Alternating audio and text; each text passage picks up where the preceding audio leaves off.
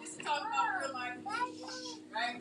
There is a play by Anthony Andrews. It's called It's Real. It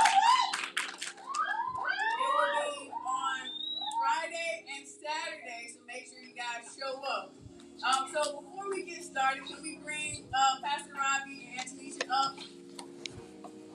Okay. Go ahead.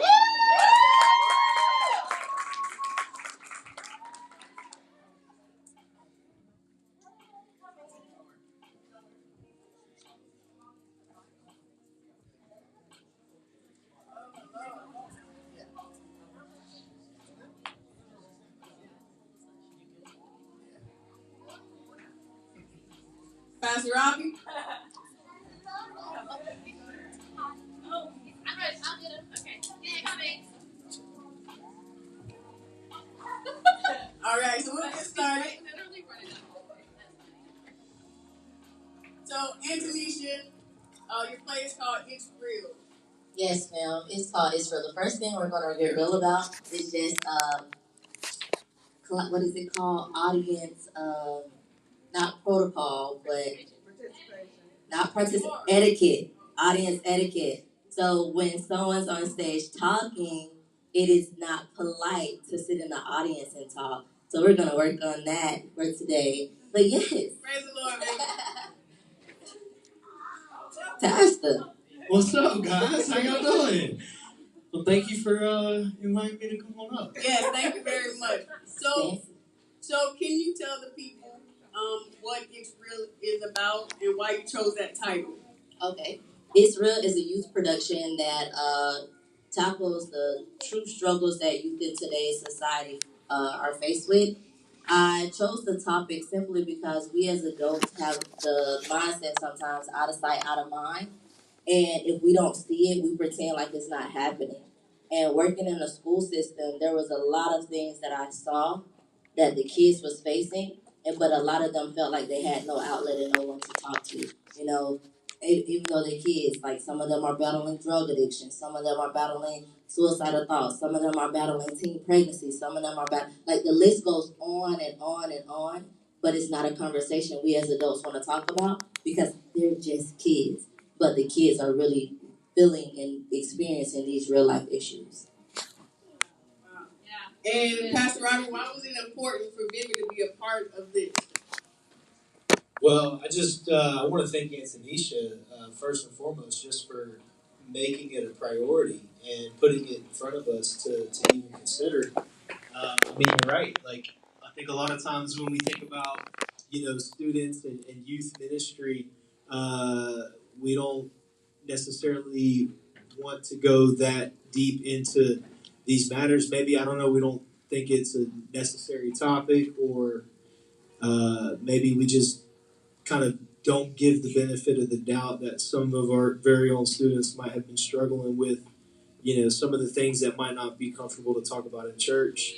And but when I think about, growing up and what I was talking about when I was 13, 14, 15 years old, so just so y'all know, just because we don't bring it up to you, we know the things that y'all talk about at school. We've walked that road before. We're just hoping that you guys aren't experiencing the same things. But maybe it's just denial, or maybe it's just choosing to be ignorant to the issue. Yeah. So, kids in the audience, do adults really understand you?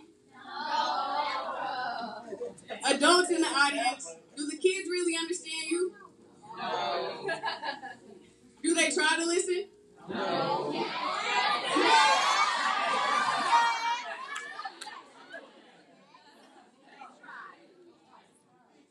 They said, and I quote, I call cap. All right, so let's go ahead and have this conversation. Thank you, guys. We'll go ahead and bring the panel up.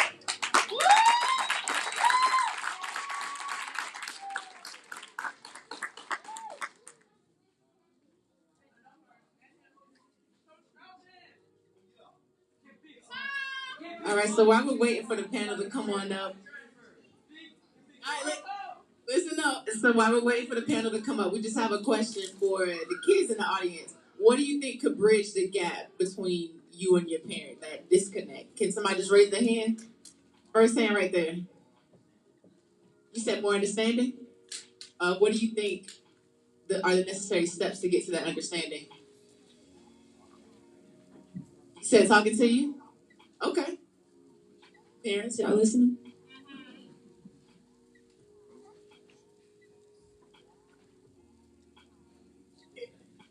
So, first question, and we're going to start on this side. Okay, you guys have your mic?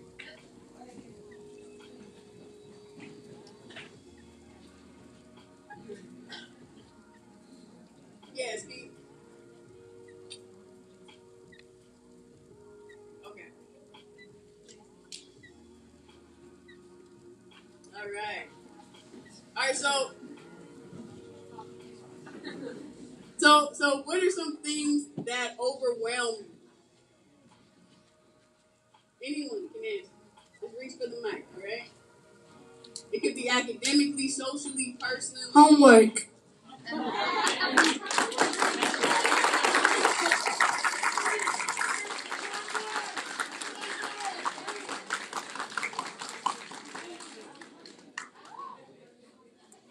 Why? Because we gotta think. And like we already do that at school, we need to bring it home. That's our free time. Do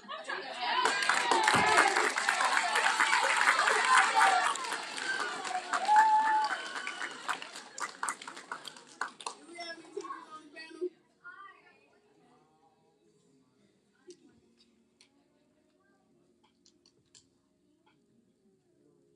1, 2. Hi, everybody. I'm one of BJ's teachers, and I just want to say, for the record, I do not give homework unless you miss school and you gotta make it up. But I agree with you. It is your free time. It is your time to be with your friends because that is learning as well. Social communication, that is important. That is what we are lacking and we need more of in school. Is that. I agree with that. Recess is not just about playing. It is also social learning, and it is important. I'm with you, BJ. No homework. Mm-hmm.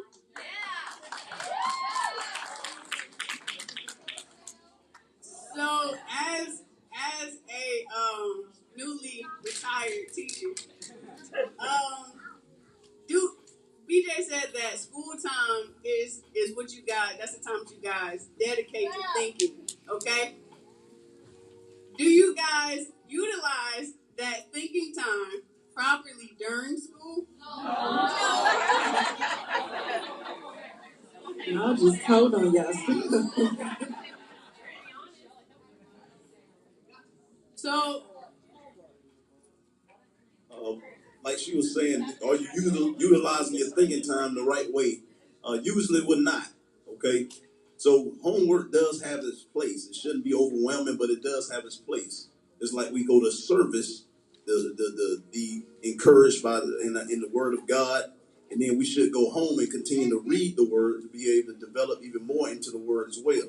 So just like church service has its place, school has its place, homework does have its place. It does have value. Yeah, there should be a limit maybe on how overwhelming it can be, but at the same time, there is a value in that homework because it's enrichment away from the place that you learned it at school. You get to go to home and work on some of those things as well. Being an athlete, practice is great, but then if you're not doing anything on your own, you're not getting as better as you should. So there's place for those other times to bring something away from where you did it at in that main place. Just like these studio artists up here, or these worship artists up here, rappers, whatever their area of expertise is. You know, they go in the studio, but I guarantee you, there's times when they're away from that studio where they're writing something down or something comes to their mind that goes back to the flow of what it is that they're doing. So all those things have a place, just have to be worked out and just be able to be prioritized in the right way. Like the man was talking about earlier, I was listening to him.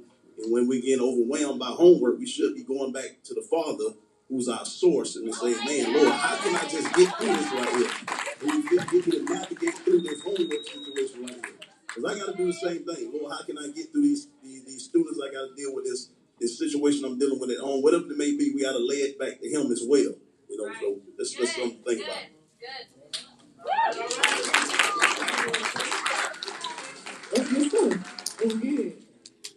Our next question: what are some things that you wish adults understood?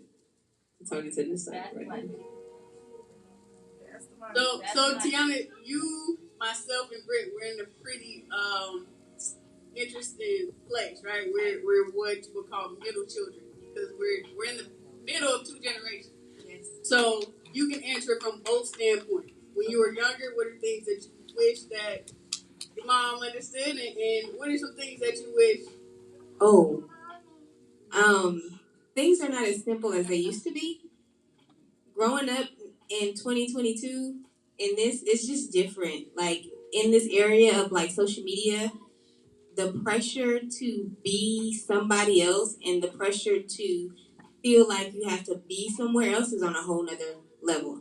Like we have to grow up in a world and time where our life is kind of like in front of everybody. You know, like on social media. Now you can choose to do that, but it's such a norm to like have social media and things are just not as like stress and stuff comes a little bit more easier to our generation than it did for them. So that like peer pressure or that anxiety and depression, like we're more prone to it in this generation because we have so much more access to things that a lot of people didn't have back then. Like we consume so much information and so much in one day. I don't know what the number was, but I think they were saying like we consume more information in a day than some people did in like 10 years or like a year or something. And that's just crazy to me. It's just hard. It's not as simple as it was or as simple as it could be for our generation.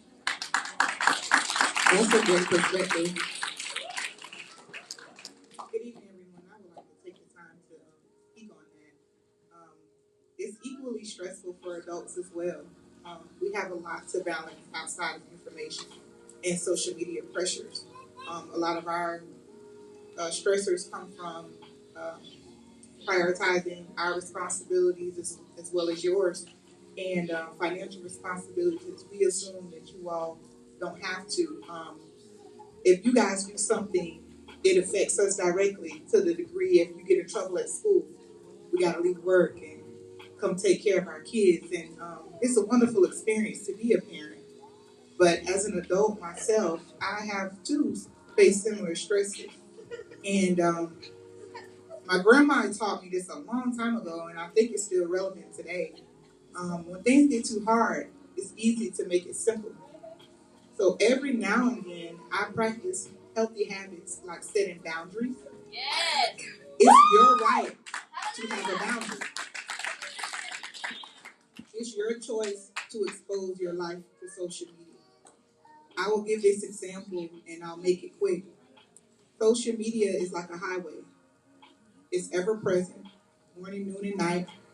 They tear it down, they rebuild it, and they do all these different things. They redirect it, and sometimes they put brand new roads in. It's ever there.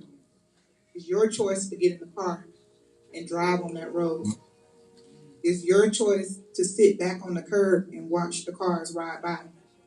So I think in order for you to deal with the stresses is to find the courage that it takes to make the right choice. We got to start taking responsibility for ourselves. Adults and students included. You're the first person that reaps the benefits of the choice that you made. So if you're an adult and you can't make the right choice, keep it simple. Take a break.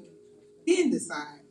If you're a kid and you can't make the right choice, and even though it seems hard, our God always gives us a way out.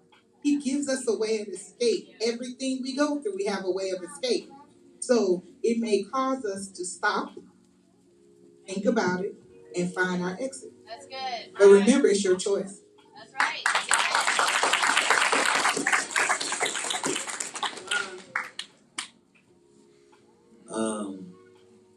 First, I want to say, Kesey for 2023 president.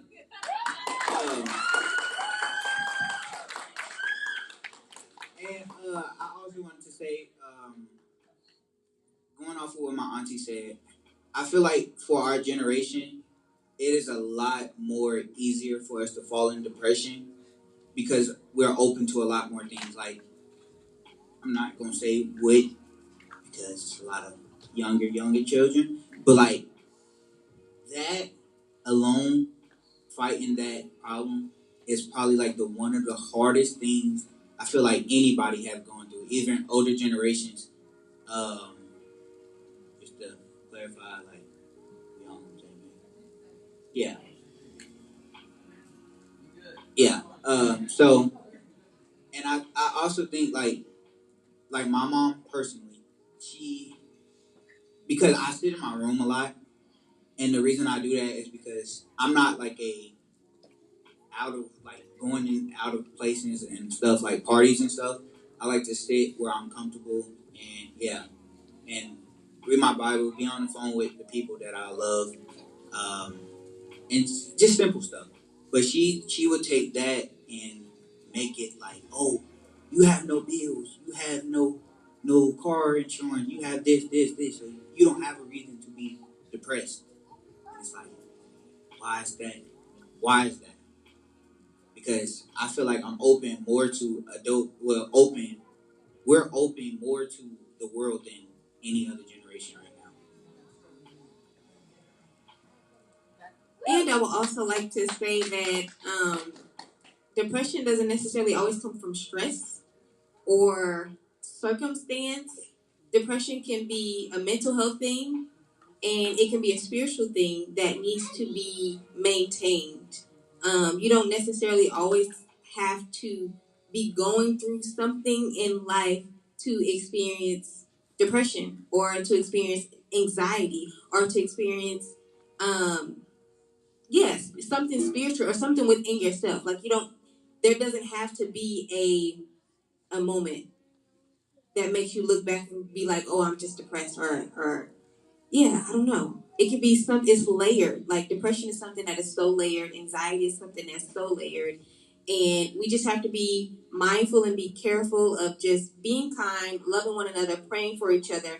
And I agree with you that, if social media is something that you need to take a break from, please take a break from it because comparison is the thief of joy. Right. And that can be a reason why your mind is just going crazy and going into all of these different spaces and pockets. But then also, if you're taking a break from social media, take a break from people or the people that you may be around. Like for some of my younger ones, like when you're in school, be mindful of the people that you let influence you because social media is an influencing platform, but we live in a world where even if you take a break, the generation is tapped into that world. And so you can be taking a break socially off of social media, but you still have to go into school. And their minds are being trained by the media. And their minds are being trained of what's on YouTube or what's on Instagram or what's on Snapchat or whatever. So just be mindful and prayerful about who you hang around, what you take in, and take it really seriously because it's no joke. Like if you are not careful, it can take you out or lead you into roads that are very dark. And that is not my desire for anyone in this room. Jesus has given us life and life more abundantly, and we just have to trust him and be careful about what we take in.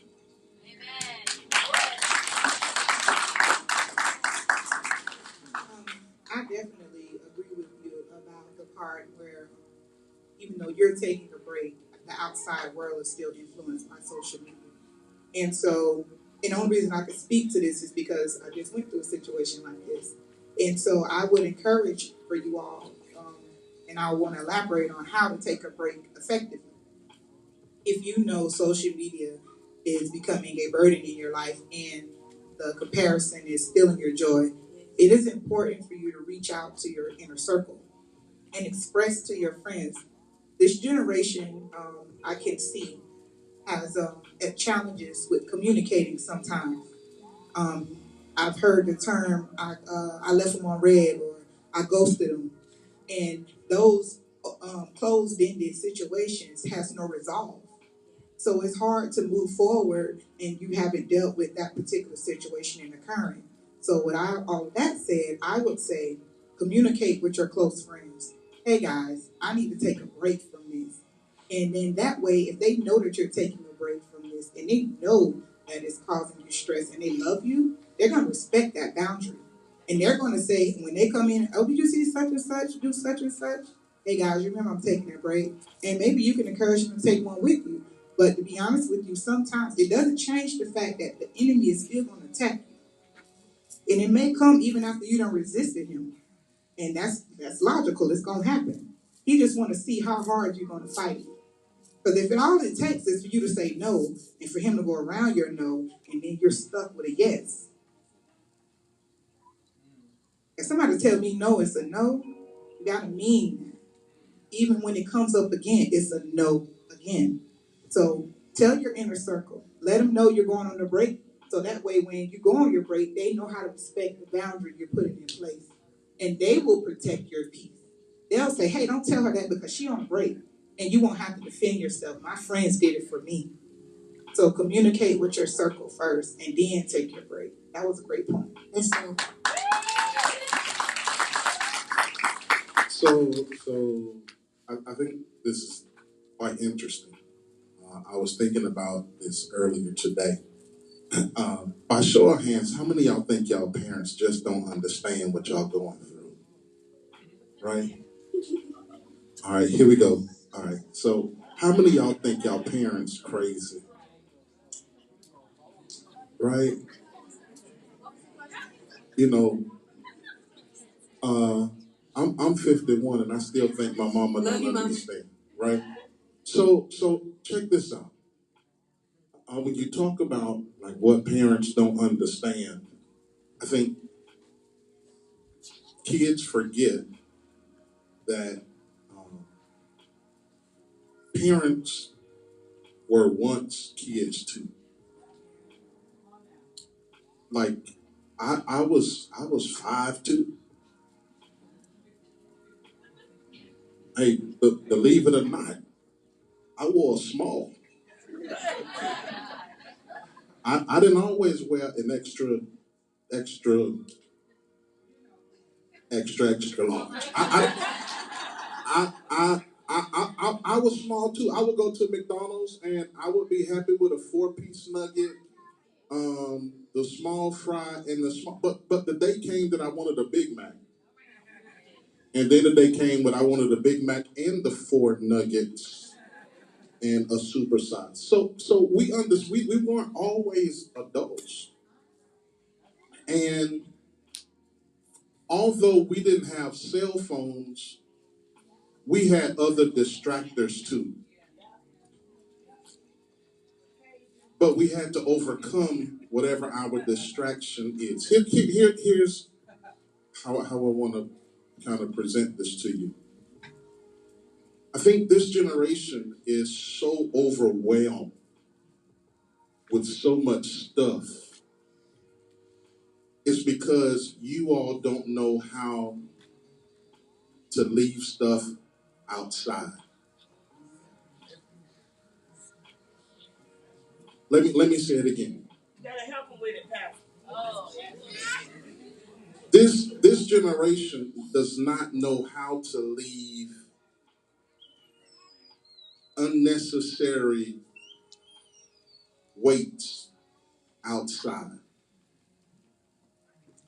I went to work came home from work today, and I have a 24-year. I think my son 24.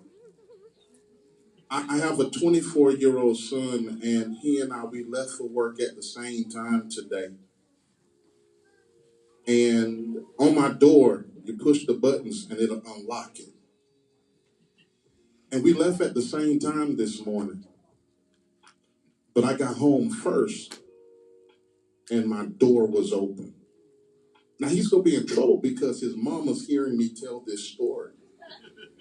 And I want to see what she do to her 24-year-old son when we get home. But anyway, my son left the door open. He must have thought he was listening to her or somebody who said, I leave the door open. And he left the door open, and the door automatically locked. And I could see that the lock had done its job, but the lock couldn't do its job because he left the door open. Are y'all with me still? Part of this generation's problem is that you all keep leaving the door open. to allow anything to just come in.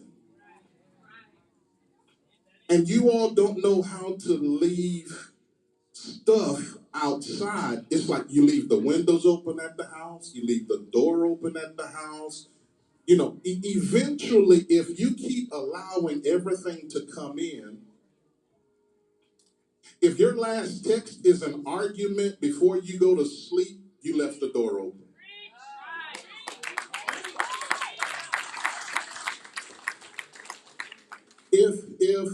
If you're worried about what someone is going to say about the shoes that you have and those your only pair of shoes, guess what? You left the door open. Oftentimes, when we forget the simple fact of saying, you know what, I can leave this alone. Let me make sure I close this door. I lock it so that the lock can do its job. Remember this, and I'm going to stop. Jesus says, I am the door. He says, no one can get to you except they come through me, but the only way they can get in is if you leave the door open. Am I making sense? So we understand what it is that you're going through, and when you think I'm crazy because I'm telling you, boy, just put the phone down. You can't, because you keep leaving the door open for people to come back to you and to just sit with you, and they come in, and now all this stuff is in your head. It's in your heart. It's in your mind. And it's sitting there with you because you don't know how to leave it outside. Okay, I'm going to stop. It's good. It's good. So, to piggyback, some of you know that I was a teacher. I was an educator for 5 years. In my first year teaching, I lost one of my students to suicide. Right, and I would say that I watched systems fail him along the way. Right, which ended up making me feel like I failed him because the only place where he was himself was in my room, right? But I watched everything around him. I watched the administrators around him. I watched everybody around say, well, you know, his behavior is like this, so he belongs here, right? Instead of, everybody's not trained, but instead of taking a step back, right? And just to what you said about leaving the door open, some people don't know how to close it, right? Some people don't know how to close it, and we're here on this stage to tell you that mental health help does exist. It does exist. And every adult in here will listen to you say, I need some help, okay? I need a therapist. There are some therapists who will work for free. Really. I live in Georgia now, and I counsel plenty of people. So part of the goal of this conversation is to get you to understand that you have to speak up. You have to open your mouth, and you have to let people know so that we can help you as a community. Okay? So we'll start over here. How do you guys actively, so how does spiritual and wellness and self-care, how does that show up in your day-to-day? What do you mean by that?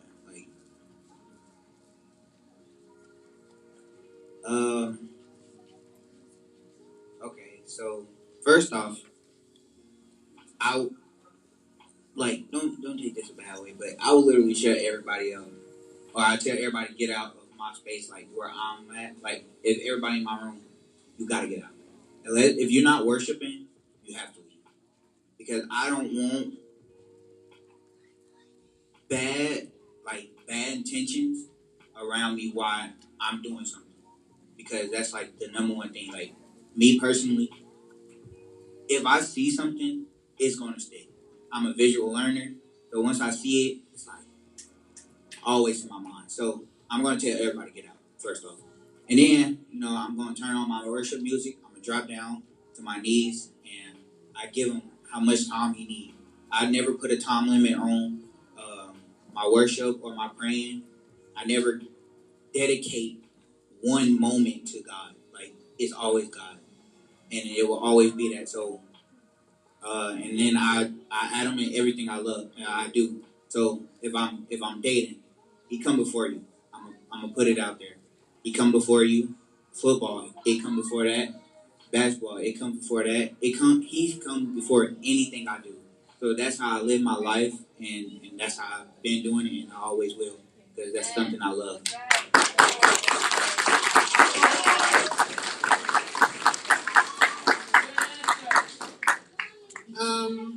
So I'm on the worship team at this church. So a lot of the time when I'm given like a set list, or I have these groups and groups of songs that I have to practice and get down before like Wednesday service starts or Sunday service starts, I like to imagine me actually being there. The reason for that is because I feel like, for me personally, the hardest thing for me is probably definitely my stage presence. I get really like closed off and I stay really close to myself because I'm like, oh well, I don't really know how people are gonna think. So when I'm thinking about me just literally just by myself, the one thing that I visualize the most is being alone in the church practicing those songs. I spend a lot of time practicing every song for every week, or whenever I'm on, whenever I'm off. My best friend and my sisters, they'll probably tell me, Medina, you need to like not sing so much so you can like chill out. Like those vocal cords are straining, girl. I'm telling you. I'm like, well, but I love it. But I love it. But it's like I don't know when there is ever a moment when I'm not thinking about it. It's probably the first thing that I'm like, oh, there's church on Sunday. I'm excited. I'm ready to go.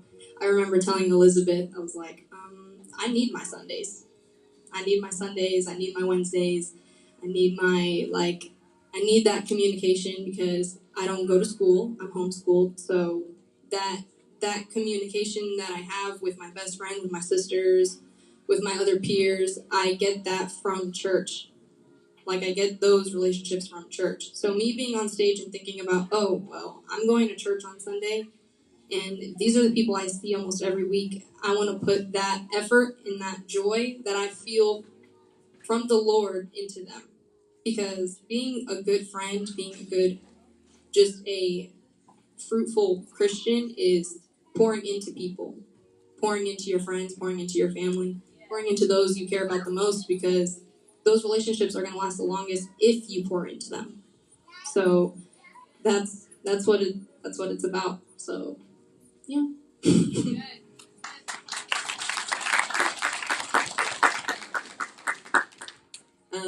Can you ask the question again, Didi?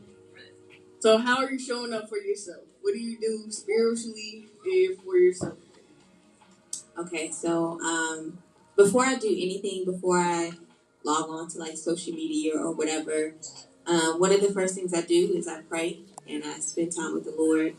And I don't allow myself to connect with the outside world first. I don't.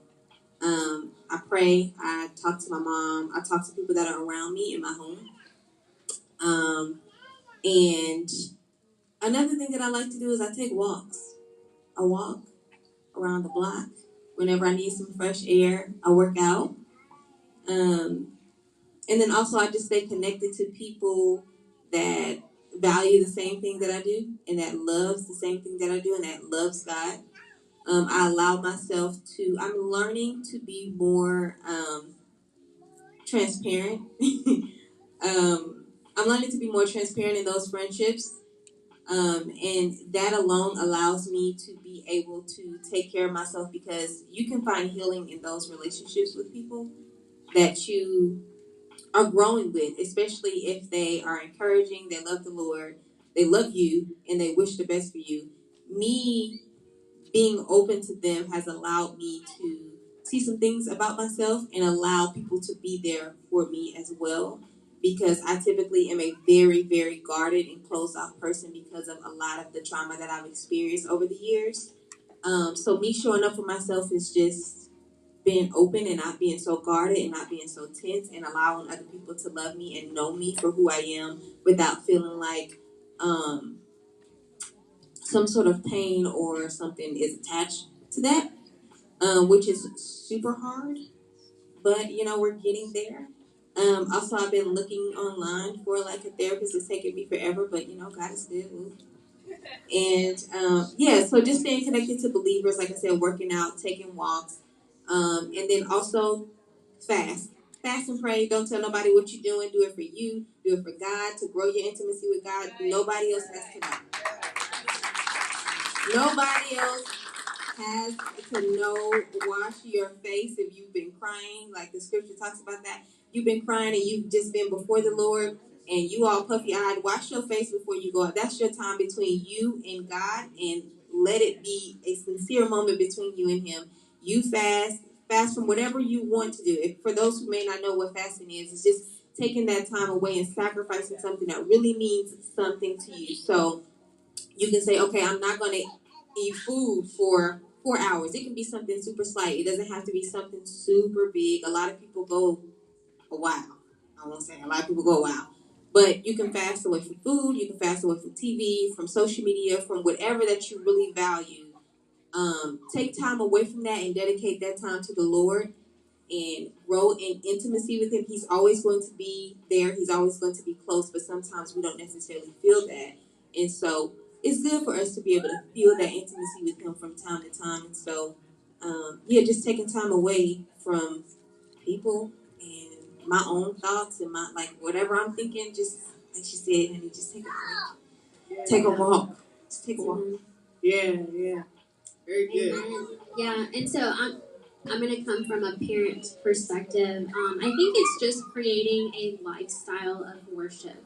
And just, it's super important as a parent to like cultivate that in my home and in my children. So, just if we're driving in the car, I'm going to listen to, to worship music. We're not going to listen to anything else but worship. We're going to if we're cleaning the house, I'm going to blast some worship music on. If I need to come here to, like Adina was saying, practice, because, I lead Sunday morning and kids service over there. So they're going to come with me and they're going to watch me worship, and everything that, we do as a family, it's super important that, we're glorifying the Lord and we're putting God first. So that's, something that we do as far as like spiritually. We just make it a lifestyle of worship. Amen. Yeah. Good.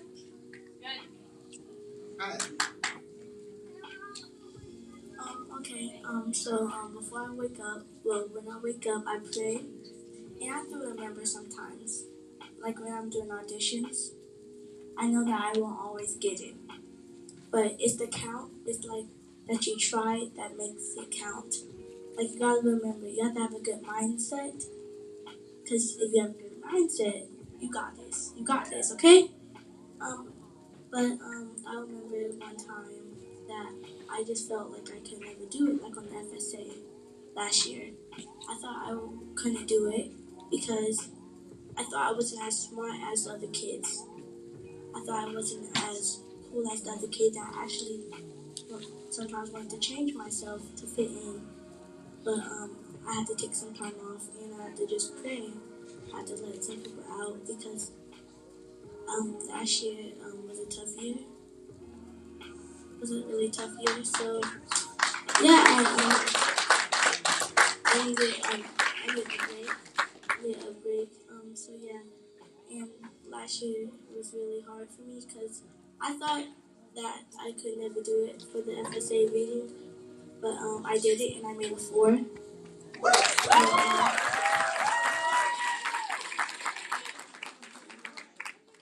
really happy, but and I'm really happy that I'm so happy and grateful that God had me, because before I took the FSA, me and my mom just prayed. And that was the most greatest time for me because I just let Jesus have my spirit. Because I knew that I could do it. What Jesus did me, I knew I could do it. I knew I could do it. Because a lot of people said I couldn't do it. I wouldn't be able to do it, but I did. So that's the greatest thing, that Jesus always have you, even if other people don't believe in you. Guess who believes in you? Jesus believes in you.